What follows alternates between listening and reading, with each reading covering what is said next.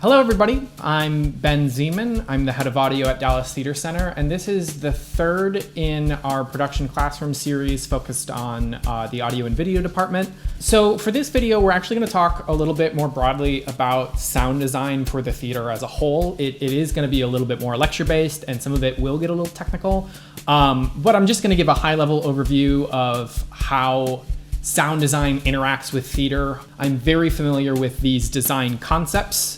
I interact with them every day as part of my job, and I'm purely sharing my opinions, what I've learned about sound design and projections design for the theater, as well as some interesting facts. To start, let's just, what is sound design? Sound design is literally every sound that the audience hears in the theater. It is the audience experience from the moment they walk in, and sometimes even before then in the lobby, what kind of acoustic content is heard, how the space interacts with the audience's perception. It's not just the music, it's not just the lobby music, it's not just the sound design and the effects and any Foley. It also is physically how things sound on stage. Sound designers have given plenty notes before about how a prop sounds. I had a friend of mine tell me the other day about how he gave a note to the props designer on a Christmas Carol story that he was working on, that they really just wish that when the wreaths would come out on stage, they would jingle in some way. And so they just wanted to add some bells to it. And the props designer basically responded with, wow, that sounds like a sound note that you should be doing. But those types of things happen all the time. It's really something that sound designers think of. They sit in the audience and they listen and they perceive how their own sound design interacts with people around them, how the actors are interacting with the sound design, how the story is being furthered, and what parts of the storytelling the sound design is carrying, whether that's emotional, but it's always subjective, right? Everything about sound design is subjective. It's subjective to each person experiencing it. It's subjective to each sound designer. It's subjective to the actors because they'll have a different experience on stage. But what's interesting about sound design is that sound is inherently psychoacoustic. It is inherently tied to the human psyche in a way that a lot of other designs have their own way of doing it. But what's interesting is because of music and because of how humans interact with just beats in general, and how humans used to use sound to locate and tell them information around their surrounding, it is very innately tied in with the human emotional experience. So sound design for the theater, it's not just about sound and the physics of sound and acoustics. It's literally psychoacoustics. It's how sound interacts with humans. It's human-centric sound. And sound designers across the board use the human experience to help explain, frame, or create action in the play, right? There's howling wind. It might explain that it's winter outside, or it could tell you that you're sitting in a warm theater. It's a way of creating space. There's a difference in the way that an outdoor space sounds, and sound designers always play with recreating that in the theater in some way. With broad sound effects, they can create different spaces.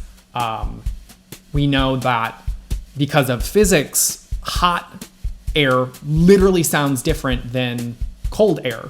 So it's really neat that you can, as you're sitting in a theater, put on a different sound effect and adjust it and change how it sounds, and you will get a sense of whether the atmosphere that the actors are experiencing is either hot or cold, or how big or how small the space is, depending on how much reverb there is.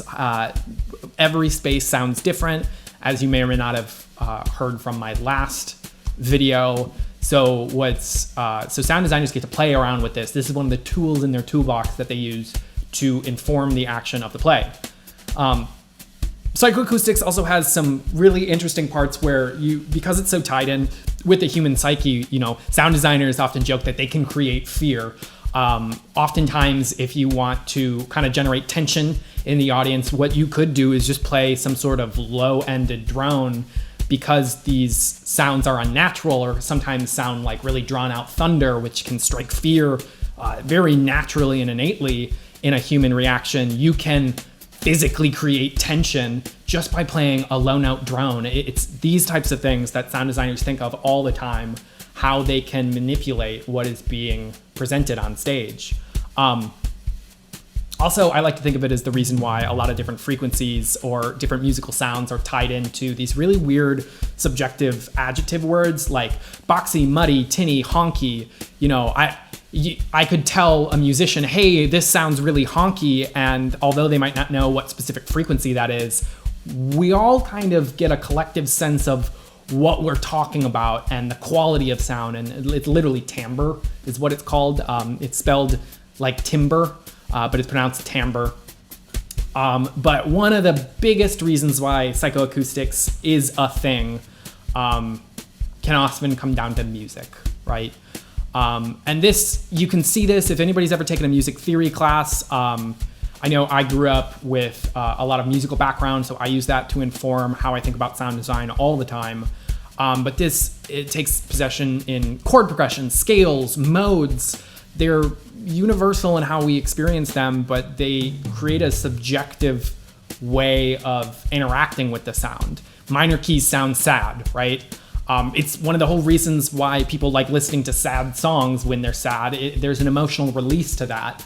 And as a sound designer, if you're also composing, you can take advantage of that to mark out the beats of the action. If, it's very classic in the cinema that any sort of underscoring, you always get some sad string swell when the heroic lead passes away or something like that. And this also ties into the characters. It's not just about the audience. A lot of it is about the characters. Because music is so quickly in tune with the human emotional response, sound designers use this to inform the audience about the character's emotional state. There's a really neat thing that sound design can do in that you can play with the way that of a shared liminal space between the character and the audience, where the character might be experiencing something different from what's happening on there.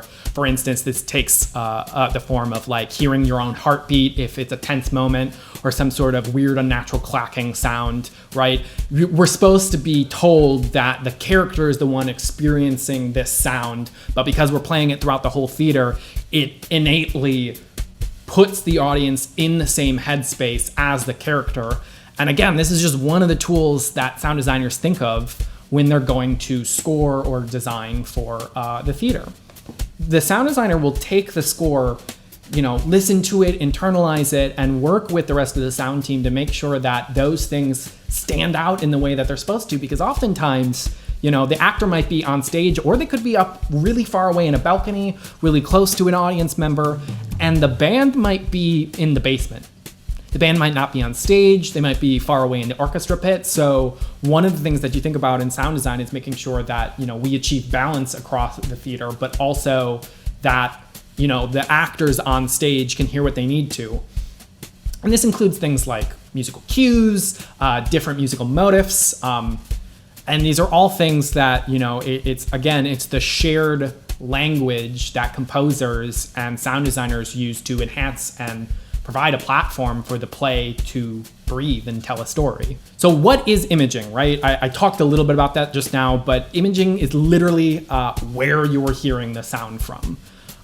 Whether it's in front of you, over to the side, if it's surround sound behind you. And imaging will always contribute to the idea of diegesis.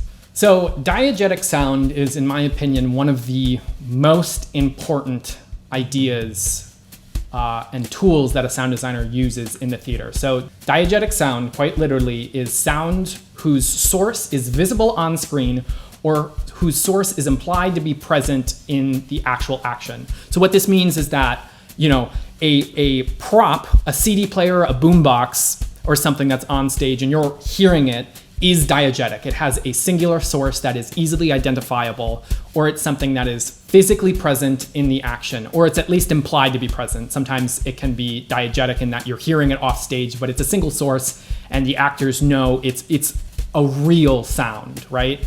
Non-diegetic sound is something that's omnipresent. So this would be like underscoring or sound effects, transitional music, things that don't really have a source, but somehow provide for the emotional context of the play. And one of the, in my personal opinion, one of the most interesting aspects of sound design is that sound designers almost always have leeway to play with how diegetic or non-diegetic a sound is. Oftentimes you'll see sound designers be placing speakers on stage so that they can fake sounds coming from a specific area, but then it'll transition and fade into this, broader context, maybe for a transition or something like that. And that's an example of, a shift from a specific sound source that then we've co-opted and made non-diegetic and projected it all over the theater. And sound design gets to contribute to that. Sound design gets to change where we hear these different parts from to play with the idea of whether or not they're a real thing or they're just something that we're broadly experiencing in the theater.